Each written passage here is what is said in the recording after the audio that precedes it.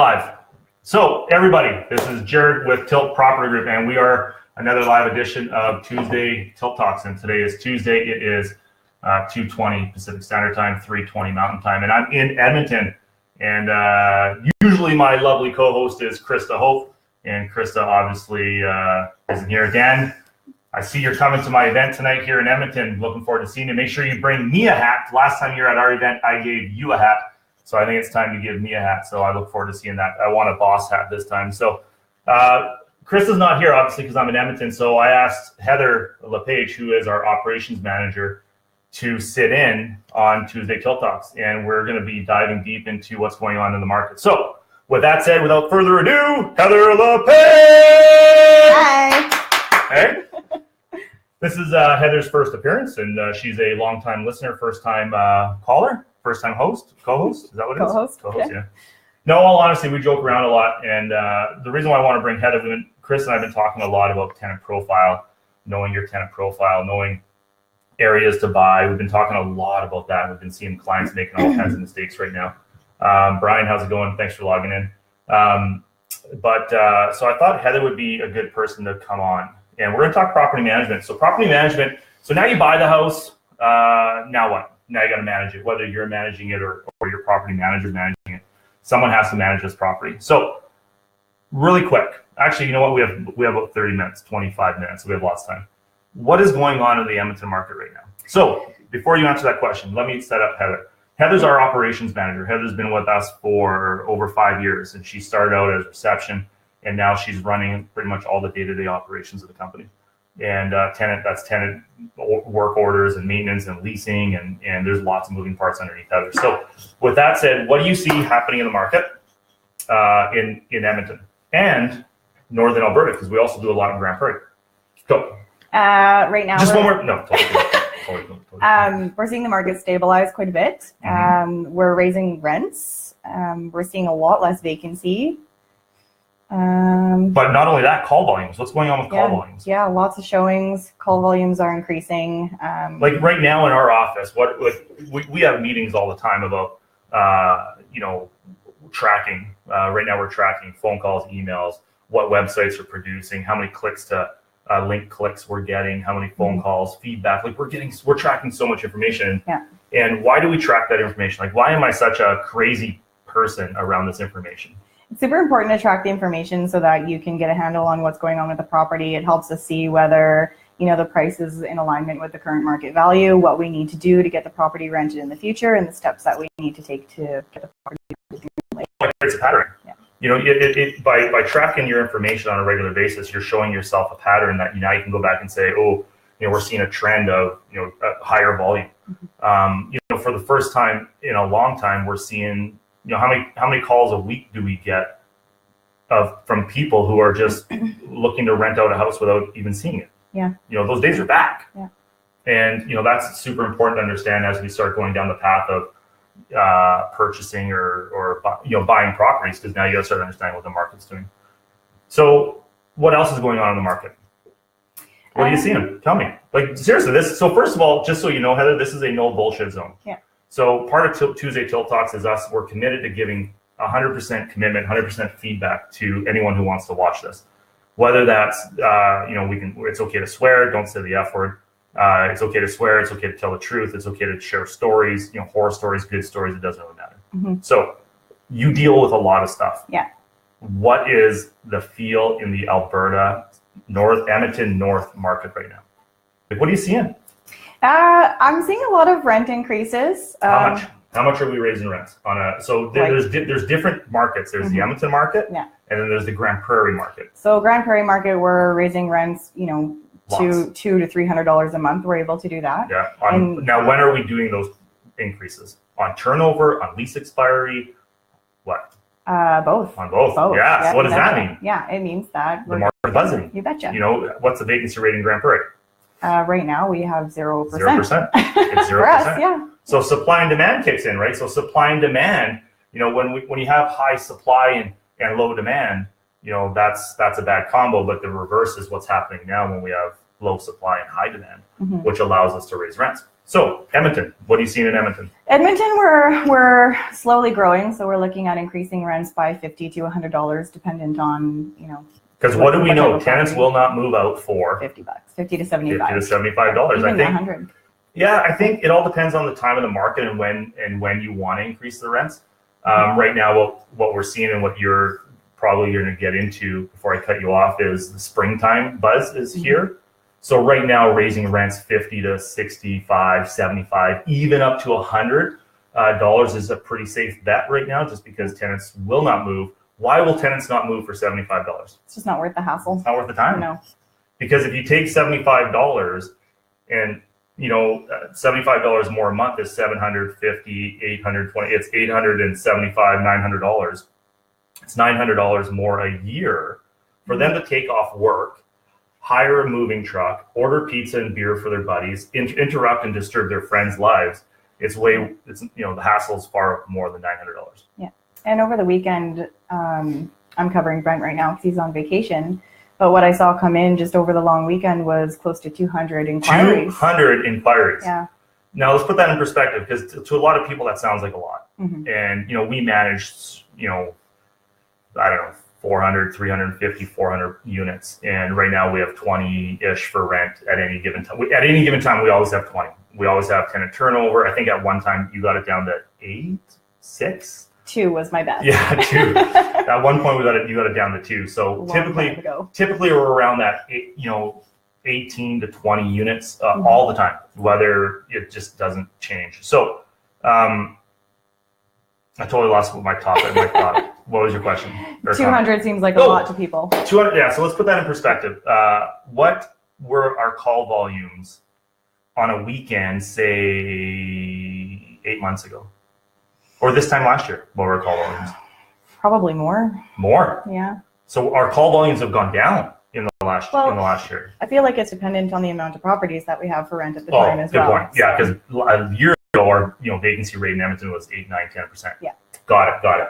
So is it safe to say that we're getting more applications today than we ever have been in the last 3 years?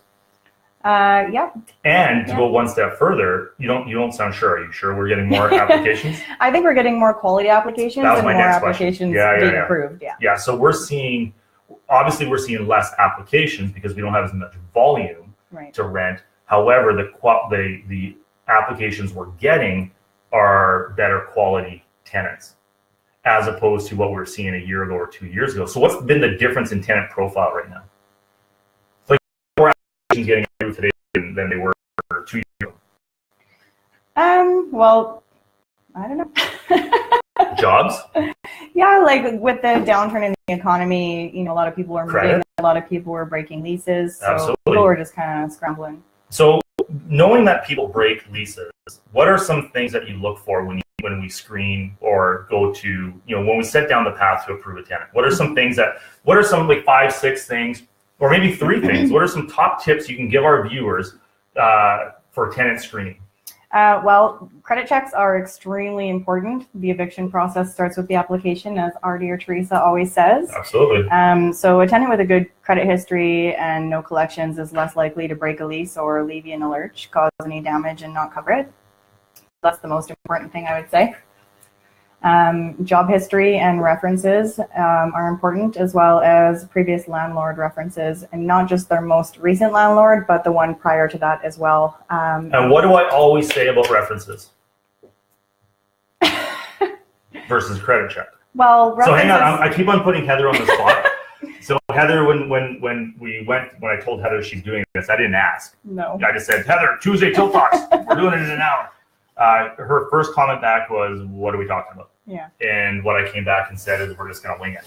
Sorry, I just got to turn down Heather's mic. But I just said, we're just going to wing it.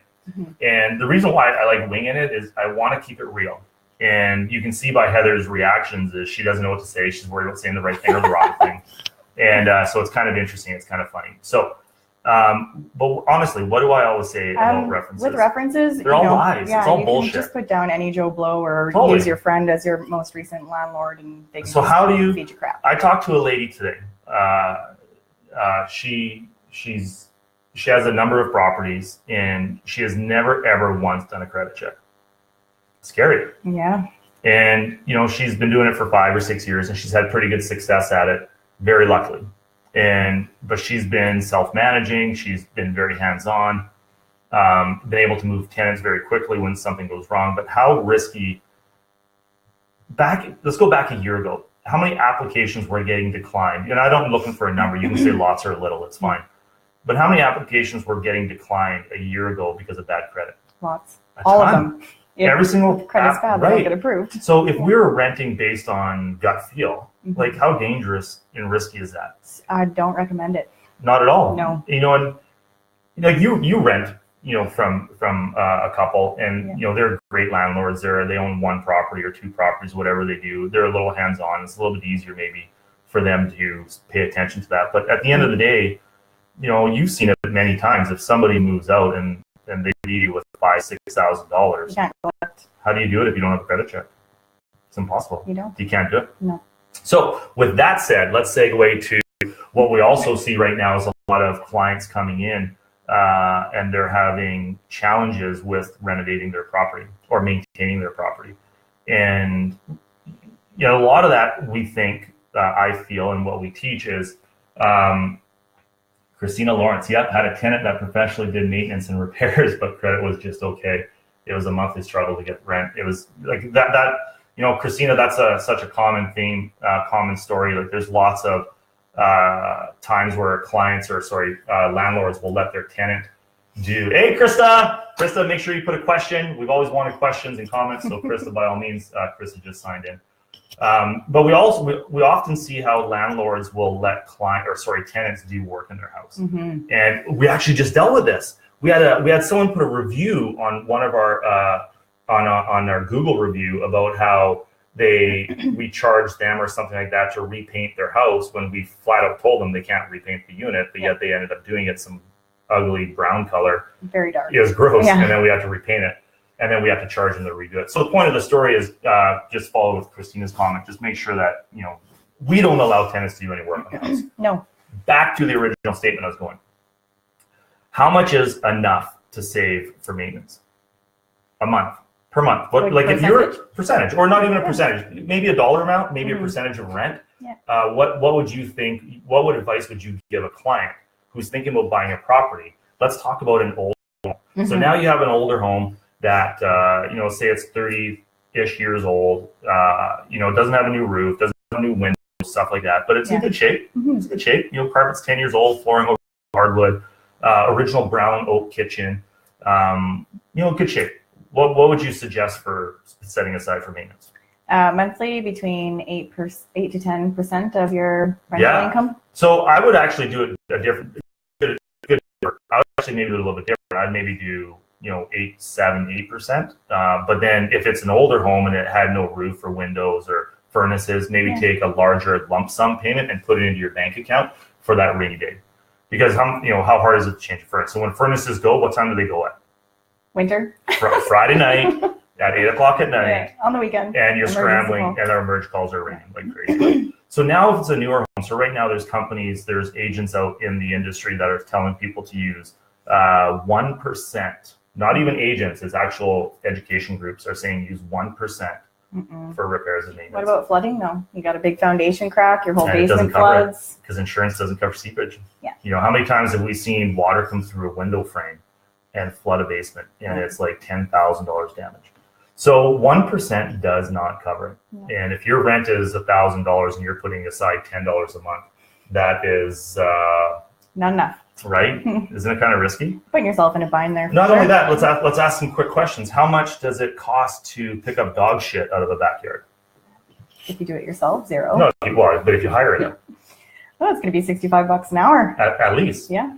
But now we outsource it. Now, it's going to be $200 depending on how much dog shit there is. Right. It's $200. And if you're setting aside $10 a month for repairs and maintenance, it quickly adds up. And the whole point of the story is, just set aside the right amount of right amount of rent every month to cover yourself, right? What else? So remember, we're talking to people that either have 1 property or have 100 properties. What advice? Let's scale it back. You've been around this business for a long time, and there's probably, arguably, no one better in the city other than me than you. I swear to God, you're thank amazing. you. So if that's the case, what advice would you? So you're meeting a new client, and they want, you know, how do you when we actually talked about this today, when you first talk to that client for the very first time, what are you doing with them? Defining their Needs. No, tenant Profile. Yeah. Because you want to understand what their thoughts are of the tenant profiles before they come in to rent it out, because you want to make sure that it's aligned. Yeah, absolutely. And then from there, you go inspect the house. Right. After that inspection of the house, you then do what? And help them figure out what their tenant profile is going to be. You circle back, and now it's an education conversation of saying, hey, Mr. Client, here's what your tenant profile needs to be. When dealing with the property man, now we have lots of clients. Okay, now some of the listeners will have property management clients, some of them won't. Some of them will do it themselves. Some of them are thinking about getting into property management or using a property management company. There's an old saying called "manage your manager." It's been shared. It's been shared. Brad, come here. You and your fancy pimp ride. Yeah, totally. We're live on Facebook, so come around here and say hi to everybody. So everybody, this is Brad. Brad is one of our maintenance, our rental guys. This is Brad. Brad is always carrying a massive two jug, of them. Two massive jugs of Tim Hortons coffee. So if anyone's looking for rental comments, questions, ask Brad. He's the guy to do it. Him and Colin got it dialed in. So with that said, what was I talking about? Tenant profile. Tenant profile. Super important. Right. Yeah. So when buying a property, how important is it to determine what you're? Now, listen, we spend a lot of time talking on tenant profile because it's super important. Because we see client after client coming in with a different view of what their tenant profile should be or could be. And so now you're sitting with a brand new client. Okay, so pretend Sasha just bought a property with us. So say Kevin or Wayne or whoever is watching right now, Dan, don't talk about Dan, he's got nothing good to say about him, but I'm just kidding, Dan. But say you're talking to Dan, he's a new investor. What are some like top 3 advice tips that you can give them for quick success? If you're looking at investing in property in the future, I think it's important to figure out your tenant profile first and then buy in the area that matches the tenant profile that you're looking for. Because is there such thing as a bad area? No, it's just there's challenged areas. Yeah. And sometimes challenged areas with the wrong. So right now at Tilt, are we looking for properties or are we looking for clients? Or the right property or the right client? The right client. The right client. That's right. You know, because we believe that any property is manageable. You just have to have the right expectations and intentions around that property to have success in it. So I know I asked you for the top 3, but I'm going to segue just because we've been going for 18 minutes. When picking a property manager, whether it's you deciding to do or at some point you're going to get to 3, 4, 5, and you can't do it yourself because you have a full-time job. What are some things that people need to, because that old saying of manage your manager, it's tough. You know, and I've been sharing it on stage for years, is it's really hard to manage your manager because there are systems, it's our walls, it's our doors, it's our phones. It's so hard to manage. That's actually called micromanage your manager. So how can clients work with us to achieve, not just us, property managers? How can clients who are watching work with property managers to get the results that they want out of their portfolio? What would you like is ultimately what I'm asking. From a property manager? No, for clients. Oh. What's our best client? Not his name or her name, but like how do they treat you? Our client is willing to take our advice when it comes to maintenance and repairs. They treat you nice. That's important. They talk nicely. Nice. You know, when there's an issue, because listen, do we make mistakes? Yeah. Absolutely. We do. Yeah. And mistakes happen all the time, whether it's in our industry or in their industry or anyone's industry. Shit happens. Yeah. And I've always taught and I've always believed in what we teach in the office is the issue is never the problem. It's how the issue is dealt with that creates a problem. Yeah. And if a client, picks up the phone and says, "Oh, F this and F that, Heather, oh my God," because we have clients like that, and we eventually transition out of those, right? Because we don't want to be abused, and we're in this for the long haul. So back to the question: what do you want, and how do you want to be treated by clients? Just with a mutual respect. Absolutely. Yeah. And if you call them, they're going to answer. They're going to treat you nice. They're going to buy you gifts. Not required, but accepted. No, but seriously, all honesty. Yeah. Out of all the clients we have, we maybe got 15 Christmas gifts. Now, listen, any clients watching, I'm not doing this to get a Christmas gift. There's a message behind the story that is important to understand.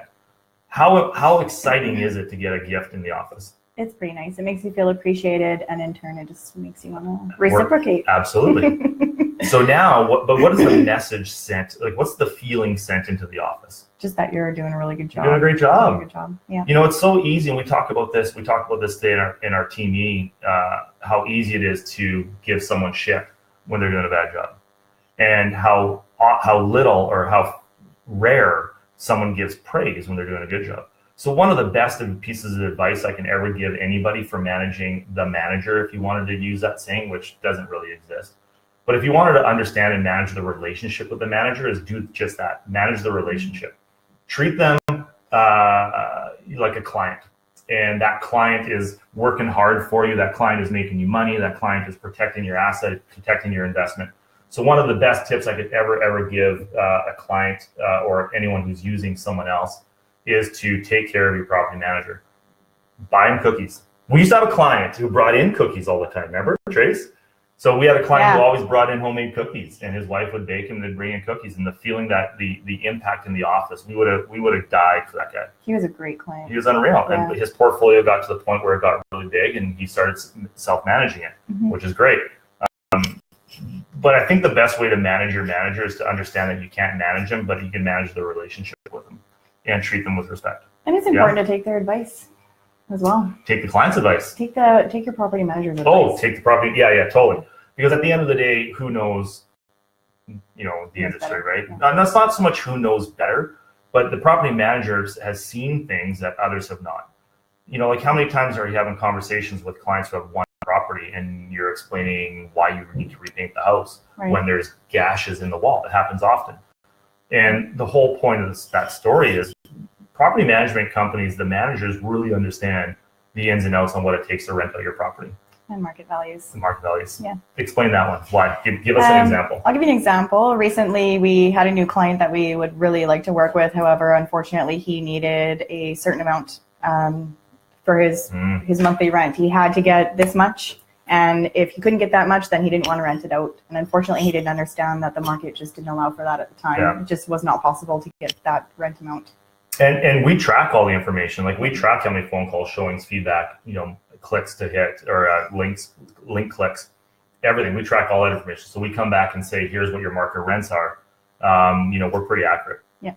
I have one other question. Yeah. And then we can let everyone go if there's not any questions.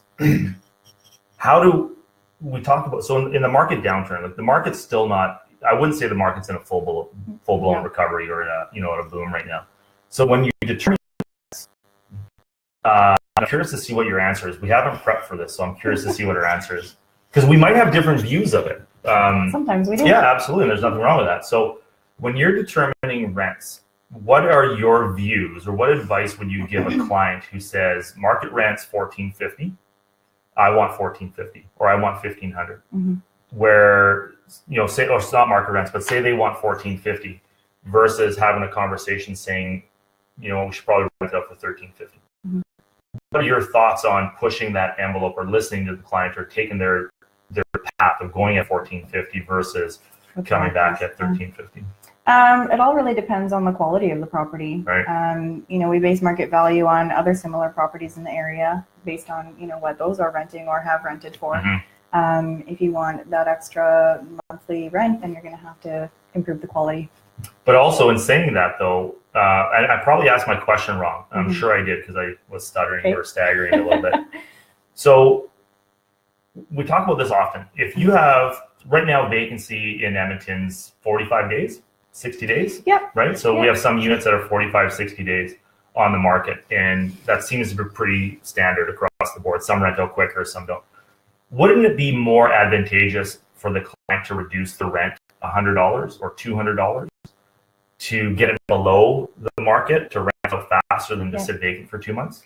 Yeah, that is the advice that I give clients. I say we can list it a little bit higher. As we track our information, we can see how that goes. We'll see what kind of inquiries we're getting. But I would suggest to price it a little bit lower than the market value because yours would be the first to rent out in that Totally. case. Yeah. Like even in the downturn, we were renting out properties in, quick. They were below market. But the way we always look at things is as the market's going up, that's the time to test it. As the market's dropping, that's not the time to test it. So we want to get below the market, get below the drop, and then capture those tenants and lock them in for a year or 2 years. So at the end of the day, the moral of the story is one, manage the relationship with your property manager, manage the relationship with your tenants because that's really, really crucial. Tenant gift baskets work extremely well. I did a move-in today for Brent, Yeah. and the tenant was super tickled that we brought her a gift. How much do they love She that? loved Because it. nobody's doing that. Yeah. They don't do that because it costs $75 or $50, or depending on how they, what they do for a gift basket. You know what, though? This was a repeat tenant as well. Oh, they stayed with us. She rented from us previously, like 2 years ago, and then moved on to a different company, but she circled sounds around like right back sounds to like a us. good testimonial. Yeah, she came right back and wanted to be with us again. So. Yeah, that sounds like a testimonial that we need on Facebook. Yeah. So with that said, my name's Jared Hope. This is Heather LePage. Tuesday Tilt Talks. Next week I'm trying to get my accountant to come out and talk about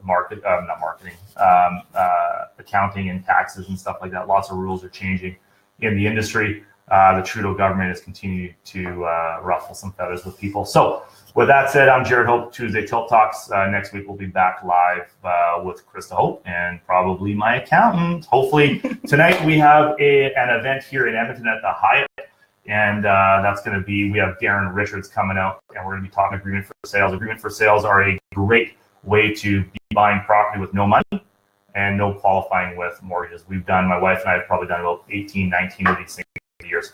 And so tonight, what else? Hang on really quick. Christina asked a question. What else do we do? Christmas cards, stuff like that. We're experimenting with a lot of stuff right now. Now we created a scorecard, not so much a scorecard, but a check-in card, where we go and do an inspection of a house or do some maintenance of a house. We fill it out. We're leaving the tenants candies as a token of appreciation and a thank you. We're leaving them magnets. We're leaving them gifts on every single visit versus just mailing out random gifts at a time. We do have clients that do gift cards. We don't do them for all of our tenants. We do them for my tenants, and some clients do them for their tenants. So it all depends. That's a client. I would do as many touches as you possibly can. The more you touch your client as in tenant, the better it's going to be.